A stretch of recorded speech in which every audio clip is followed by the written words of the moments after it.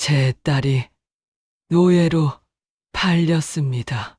이 한 문장이 제 입에서 처음 나왔을 때 저는 그 단어의 무게를 감당할 수 없었습니다.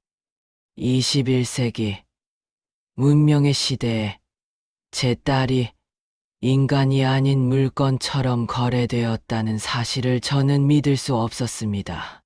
10년 동안 저는 딸이 어딘가에서 행복하게 살고 있을 거라 믿었습니다. 하지만 진실은 너무나 잔혹했습니다. 제 딸 말리는 한국이라는 나라에서 남편에게 맞고 감금당하고 급기야 뒷 대신 염전으로 팔려갔습니다. 그곳에서 그녀는 하루 16시간씩 소금밭에서 일하며 사람이 아닌 노동 기계로 살아야 했습니다. 어쩌면 이 이야기는 너무 고통스러워서 여러분께서 끝까지 읽기 힘드실지도 모릅니다. 하지만 저는 이 이야기를 꼭 전하고 싶습니다. 제 딸처럼 어둠 속에 갇힌 누군가를 위해, 그리고 아직도 자식을 잃고 눈물 흘리는 어머니들을 위해서요. 이것은 절망과 희망, 어둠과 빛, 그리고 한 어머니의 끝없는 사랑에 관한 진실한 이야기입니다. 여러분 안녕하세요. 이야기 나눔입니다. 오늘은 라오스의 시골 한 할머니의 사연을 들려드리겠습니다. 저는 라오스의 작은 산골 루앙남타에서 평생을 살아온 평범한 어머니입니다. 제 손은 흙과 대나무를 만지느라 거칠어졌고 제 등은 산비탈의 밭을 일구느라 굽어졌습니다. 글을 배우지 못했고 세상이 어떻게 돌아가는지도 잘 모릅니다. 하지만 한 가지만큼은 확실히 압니다. 어머니의 심장이 어떻게 딸을 향해 뛰는지를요. 10년이라는 시간이 흘렀습니다. 사람들은 말합니다. 시간이 약이야. 시간이 지나면 다 잊혀져. 하지만 정말 그런가요? 저는 그렇게 생각하지 않습니다. 시간이란 것은 아픔을 치유하는 게 아니라 그저 아픔 위에 먼지를 쌓아서 덮어버릴 뿐입니다. 겉으로는 평온해 보이지만 그 먼지를 한 번만 털어내면 상처는 여전히 그 자리에서 피를 흘리고 있습니다.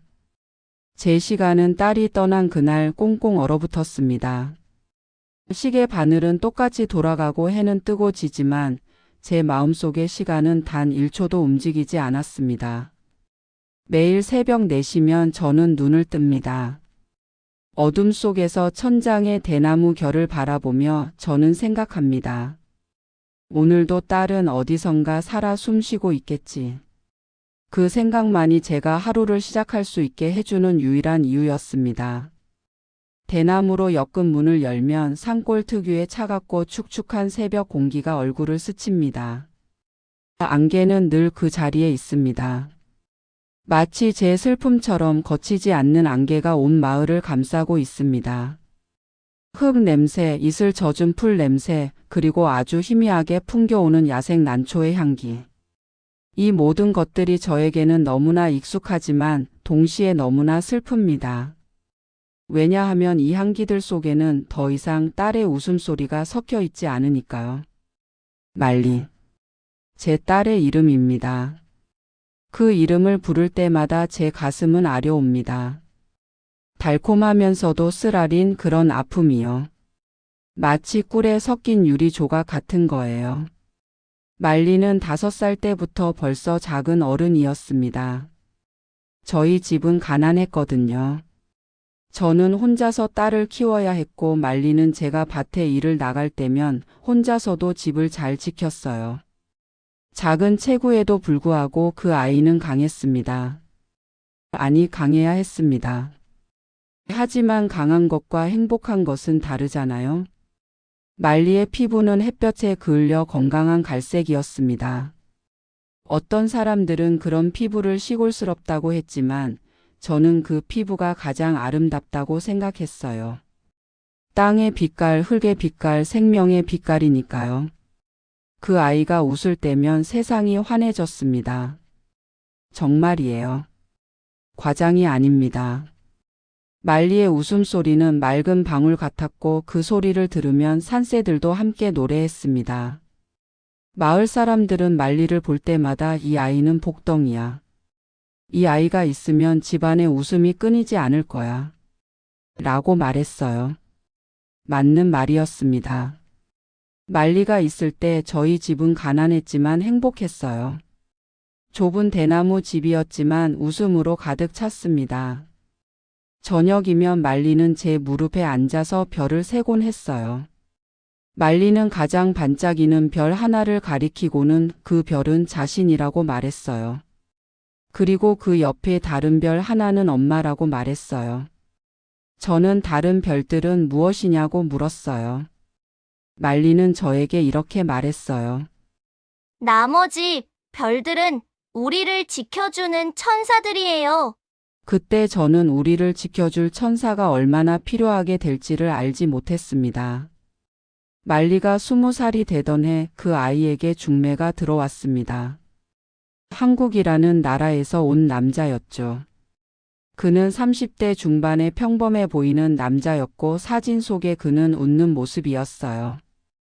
배경에는 큰 건물들이 보였습니다. 중매인은 저에게 이 남자는 정말 착해요. 한국은 부자 나라니까. 말리가 가면 행복하게 살 수 있어요. 돈도 많이 벌 수 있고요. 어머니도 도와드릴 수 있을 거예요. 라고 말했어요. 저는 망설였습니다. 딸을 보내고 싶지 않았어요. 제 곁에 두고 싶었습니다. 하지만 제가 딸에게 줄 수 있는 게 뭐가 있었나요? 이 좁은 대나무 집, 매일 먹는 찹쌀밥과 야채국, 평생 이 산골에서 벗어나지 못하는 삶? 저는 그를 몰랐지만 바보는 아니었습니다. 제 딸이 제 옆에 남는다면 평생 이 가난의 굴레를 벗어날 수 없다는 걸 알았어요. 말리는 똑똑했고 아름다웠고 더 큰 세상에서 살 자격이 있었습니다. 그래서 저는 말리를 보내주기로 했어요. 말리는 울었습니다. 제 치마폭을 붙잡고 소리 내어 울었어요. 엄마, 나 무서워요. 나 한국말 못해요. 나 혼자 어떻게 살아요? 저는 딸의 머리를 쓰다듬으며 거짓말을 했습니다. 괜찮을 거라고, 다 잘 될 거라고요. 한국의 남편이 너를 지켜줄 것이라고요. 하지만 제 손은 떨리고 있었습니다. 제 목소리도 떨리고 있었어요. 아마 딸도 알았을 거예요. 엄마도 무섭다는 걸. 엄마도 확신이 없다는 것을요. 말리는 결혼 전에 남편을 실제로 만나보지도 못하고 결혼식을 올려야 했어요. 저희는 국제 결혼이 어떻게 진행되는지 몰랐어요. 중매인은 이미 한국의 남성이 말리의 사진을 보고 결혼을 요청했고 라오스 수도인 비엔티안에 그와 말리의 결혼식이 준비되어 있다고 했어요. 우리는 비엔티안으로 가서 말리의 결혼식을 올렸고 며칠 뒤 말리는 바로 한국으로 가야 했어요. 한국으로 떠나는 날 아침 저는 말리에게 작은 천 주머니를 쥐어줬습니다. 그 안에는 제가 평생 모아온 은팔찌 하나와 말린 야생 난초 한 송이가 들어 있었어요. 이걸 가지고 가거라. 힘들 때 이걸 보면서 엄마를 떠올리려. 엄마는 항상 여기서 널 기다리고 있을 거야. 말리는 그 주머니를 꼭 쥐고 떠나갔어요. 저는 그 뒷모습을 보며 서 있었습니다. 얼마나 오래 서 있었는지 모릅니다. 해가 중천에 떴는데도 저는 여전히 그 자리에 서 있었어요. 말리의 모습이 완전히 사라진 후에도 저는 움직일 수가 없었습니다. 그리고 저의 손에는 말리가 주고 간 돈 봉투가 있었어요. 한국 남편이 준 결혼 지참금이라고 했어요. 저는 돈을 받고 딸을 판 어미가 된 것 같았어요. 저는 그 돈을 쓸 수 없었어요. 그날 밤 저는 딸의 빈 침대를 보며 내가 혼자라는 것을 처음 깨달았습니다. 처음 몇 달은 행복했습니다. 한 달에 한 번 마을 청년이 읍내에서 편지를 가져왔어요. 저는 글을 못 읽어요. 그래서 그 청년에게 돈을 주고 읽어달라고 부탁했습니다. 엄마, 저는 잘 지내요. 한국은 정말 크고 신기한 곳이에요. 건물이 하늘까지 닿을 것 같아요. 남편은 저한테 잘해줘요. 걱정하지 마세요. 곧 돈을 많이 벌어서 엄마한테 보내줄게요. 그 말을 들을 때마다 저는 안도했습니다. 제 결정이 옳았다고 딸이 행복하다고 믿었어요. 하지만 네 번째 편지 이후 편지가 끊겼습니다.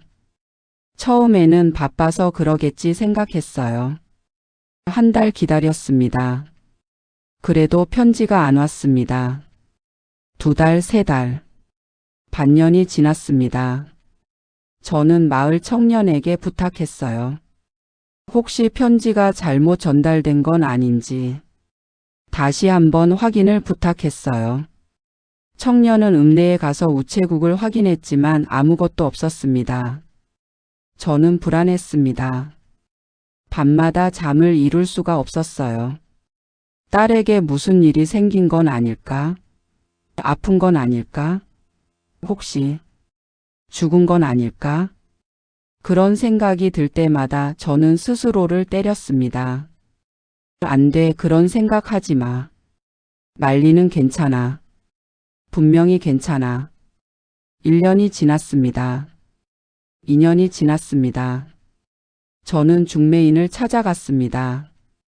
그런데 그 중매인은 이미 마을을 떠나고 없었어요. 어디로 갔는지도 모른다고 했습니다. 저는 길을 잃었습니다. 글을 모르는 제가, 전화번호도 모르는 제가 어떻게 딸을 찾을 수 있을까요? 저는 그저 기다릴 수밖에 없었습니다.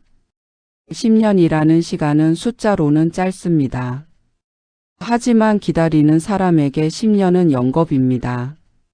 저는 매일 같은 일상을 반복했습니다.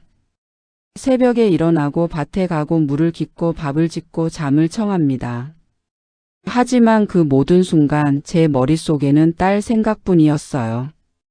밭에서 일하다가도 문득 딸이 어릴 적 제 옆에서 풀을 뜯던 모습이 떠올랐습니다.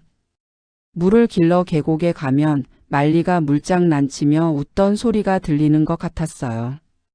밤이 되면 더 힘들었습니다. 침묵이 너무 무거웠거든요. 딸이 있을 때는 이 작은 집이 웃음으로 가득 찼는데 이제는 침묵만이 저를 짓눌렀습니다. 저는 때때로 딸의 물건들을 꺼내 봤어요. 말리가 남기고 간 낡은 옷가지들, 어릴 때 가지고 놀던 나무 인형, 제가 만들어준 천 주머니. 그 물건들을 만지면 딸의 온기가 아직 남아있는 것 같았습니다. 저는 그 물건들을 가슴에 안고 소리 없이 울곤 했어요. 말리야, 어디 있니? 엄마는 여기 있단다. 엄마는 너를 기다리고 있어. 대답은 없었습니다. 오직 바람 소리만이 대나무 벽을 스치고 지나갔습니다. 마을 사람들은 저를 걱정했습니다. 그들은 저에게 이제 포기하라고. 10년이나 지났는데 소식이 없으면 더는 소식이 없는 거라고. 다 그런 거라며. 죽었거나 이미 엄마를 잊은 거라며 산 사람은 살아야 된다며 편하게 살라고 했어요. 저는 그 말들을 듣고 고개를 저었습니다. 아니요. 제 딸은 살아있어요. 저는 느낄 수 있어요. 딸이 어딘가에서 숨 쉬고 있다는 걸. 어머니의 직감이라는 게 있습니다. 설명할 수는 없지만 저는 알았어요. 말리가 죽지 않았다는 걸. 어딘가에서 고통받고 있다는 걸. 그 확신만이 저를 살게 했습니다. 시간이 지나면서 저는 점점 이상해졌습니다. 새벽 안개 속에서 말리의 모습을 보기 시작했어요. 5살 된 말리가 붉은 치마를 입고 마당을 뛰어다닙니다. 10살 된 말리가 제 옆에서 콩을 까며 웃습니다. 20살 된 말리가 산길을 내려가며 손을 흔듭니다. 저는 그게 환영인 줄 알고 있었습니다. 하지만 멈출 수가 없었어요. 그 환영들이 저를 살게 했으니까요. 어느 날 저는 마을 무당을 찾아갔습니다. 제 딸을 찾아주세요. 딸이 어디 있는지 알려주세요. 무당은 향을 피우고 주문을 외우고 점괘를 받습니다. 그리고 조심스럽게 말했어요. 당신의 딸은 멀리 있다고, 아주 멀리. 그리고 고통받고 있다고 했어요. 하지만 아직 살아있으니 포기하지 말라고 했어요. 언젠가 다시 만날 날이 올 거라고 했어요. 저는 무당에게 제가 가진 돈을 모두 줬습니다. 그 말 한마디를 듣기 위해서요. 저는 딸이 살아있다는 그것만 알면 됐습니다. 그것만 있으면 저는 또 10년이라도 기다릴 수 있었어요. 그날은 정말 평범한 날이었습니다. 루앙 남타의 6월은 습하고 더웠어요. 저는 마당에서 우물물로 고구마를 씻고 있었습니다. 등에는 땀이 흘렀고 손은 흙으로 범벅이었죠. 그때 낯선 소리가 들렸습니다. 사바이디, 저는 고개를 들었습니다. 산길 아래서 2명의 젊은 남자가 올라오고 있었어요. 큰 배낭을 메고 카메라를 들고 땀을 뻘뻘 흘리며. 그들은 분명 외국인이었습니다.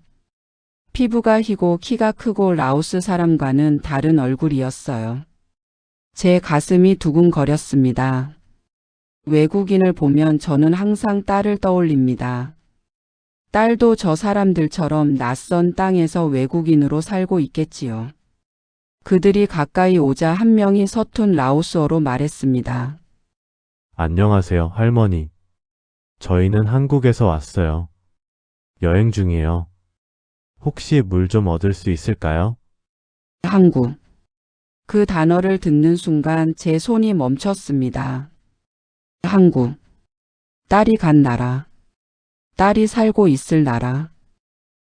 한국. 이요. 제 목소리는 떨렸습니다. 네, 맞아요. 한국에서 왔어요. 그 청년은 환하게 웃었습니다. 눈웃음이 예뻤어요. 순수하고 착해 보이는 얼굴이었습니다. 저는 그들에게 물을 떠주고 집 안으로 안내했습니다. 제 집은 초라했지만 손님을 맞을 줄은 알았거든요. 앉으세요. 제가 과일 좀 깎아드릴게요. 저는 망고를 깎아 그들 앞에 놓았습니다. 그들은 고맙다며 맛있게 먹었어요. 한 청년이 카메라를 꺼내며 물었습니다. 할머니, 저희가 여행하면서 이곳 사람들의 삶을 영상으로 담고 있어요. 혹시 할머니의 이야기를 들려주실 수 있을까요? 이 산골에서 어떻게 살고 계신지. 저는 처음에는 말을 아꼈습니다. 제 삶은 특별할 것도 없었으니까요. 하지만 그들이 진심으로 궁금해하는 눈빛을 보자 말문이 열렸습니다. 저는 제 삶에 대해 이야기했습니다. 이 산골에서 태어났고 이곳에서 딸을 키웠고 혼자 밭을 일구며 살아왔다고. 그러다 문득 10년 동안 숨겨왔던 말이 터져 나왔습니다. 저는 나를 잃어버렸어요. 제 목소리가 갈라졌습니다. 10년 전에 딸을 한국으로 보냈는데 그 후로 연락이 끊겼어요. 어디 있는지, 살아있는지 아무것도 모르겠어요. 준호라는 청년이 카메라를 내렸습니다. 그의 얼굴에서 웃음이 사라졌어요. 한국이요? 할머니 딸이 한국에 있다고요? 네, 결혼해서 갔어요. 그런데 저는 더 이상 말을 잇지 못했습니다.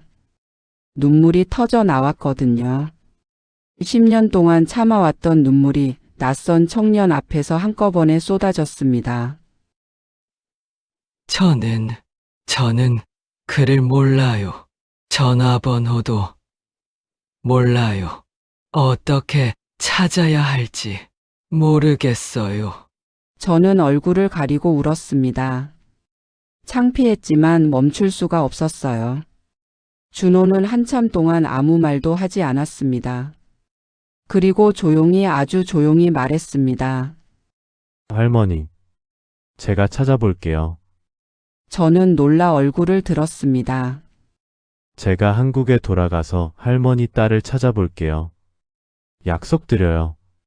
그 말을 듣는 순간 제 가슴 속에 뭔가가 부서지는 소리가 들렸습니다.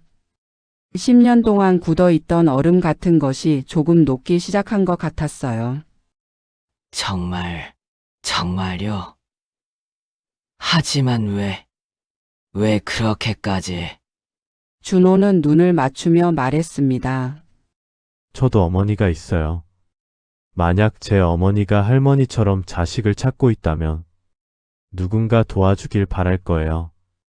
이건 제가 해야 할 일이에요. 준호의 목소리는 단호했습니다. 거짓말 같지 않았어요. 진심이 느껴졌습니다. 그날 저녁 준호와 그의 친구는 저희 집에서 묵어갔습니다. 저는 그들에게 제가 가진 최고의 음식을 대접했어요. 찹쌀밥과 라오스식 카레 그리고 제가 직접 만든 야채볶음. 식사를 하면서 저는 준호에게 딸에 대해 더 많은 이야기를 들려줬습니다. 말리는요. 정말 착한 아이였어요. 5살 때부터 벌써 저를 도와줬어요. 물도 길어오고 불도 떼고 저보다 더 어른스러웠어요. 준호는 귀 기울여 들었습니다. 때로는 고개를 끄덕이고 때로는 눈시울을 붉히며 그 아이가 한국에 간 건 제 욕심 때문이었어요. 제가 가난해서 딸에게 아무것도 줄 수 없어서 그래서 보냈어요. 할머니 잘못이 아니에요. 준호가 말했습니다. 사랑하는 사람을 더 좋은 곳으로 보내는 게 어떻게 잘못이에요? 할머니는 딸을 사랑하셨던 거예요. 그 말을 듣고 저는 또 울었습니다. 10년 동안 저를 짓눌렀던 죄책감이 조금 가벼워지는 것 같았어요. 다음 날 아침 준호가 떠나기 전에 말했습니다. 할머니, 제가 한국에 돌아가서 바로 찾기 시작할게요. 시간이 걸릴 수도 있어요. 하지만 포기하지 않을게요. 고맙습니다. 정말 고맙습니다. 저는 그 말밖에 할 수 없었습니다. 준호는 제 손을 꼭 잡았습니다. 할머니, 희망을 가지세요. 말리 씨를 꼭 찾을게요. 그들이 떠난 후 저는 한참 동안 그 자리에 서 있었습니다. 정말 처음으로 마음속에 희망이라는 게 생긴 것 같았어요.